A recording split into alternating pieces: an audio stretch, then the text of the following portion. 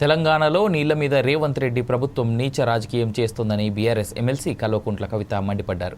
తెలంగాణ జాగృతి ఆధ్వర్యంలో నీళ్లు నిజాలు అంశంపై సమావేశం నిర్వహించారు. నీటి విషయాల్లో రాజకీయం చేయడం మానేసి నిజాలు చెప్పాలని ఆమె డిమాండ్ చేశారు. ఇదే సమయంలో రాజకీయాలకు అతీతంగా కాంగ్రెస్ ప్రభుత్వం రాష్ట్ర ప్రయోజనాలను కాపాడాలని సూచనలు చేశారు. కేసులు వేసి ప్రాజెక్టులను అడ్డుకున్న నీచమైన చరిత్ర కాంగ్రెస్ పార్టీది అంటూ ఆగ్రహం వ్యక్తం చేశారు.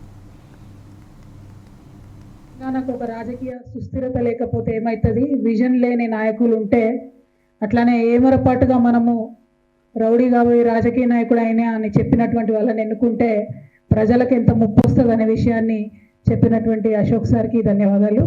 అయితే మీరు అన్నట్టు హిట్లర్ది అందరికన్నా ముందు మోడీ గారు గ్రహించినట్టున్నారు సార్ ప్రచారము.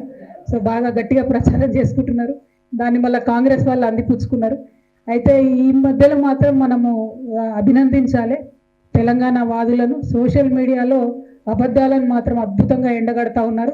అది BRS party social media warriors అయినా, జాగృతి వారియర్స్ అయినా, ఇండిపెండెంట్గా తెలంగాణ ఏ ఫోరంలో ఉన్న వారియర్స్ అయినా కూడా చాలా అద్భుతంగా మైక్రో లెవెల్ ఇష్యూస్ని కూడా ఫోటోలతో సహా డాక్యుమెంట్లతో సహా తీసి ఎండగట్టి నిజాలన్నిటిని బయట పెడతా ఉన్నారు. వారికి ఇంకా మీరు అన్నట్టు తెలంగాణకు ఒక రాజకీయ సుస్థిరత లేకపోతే ఏమవుతుంది, విజన్ లేని నాయకులు ఉంటే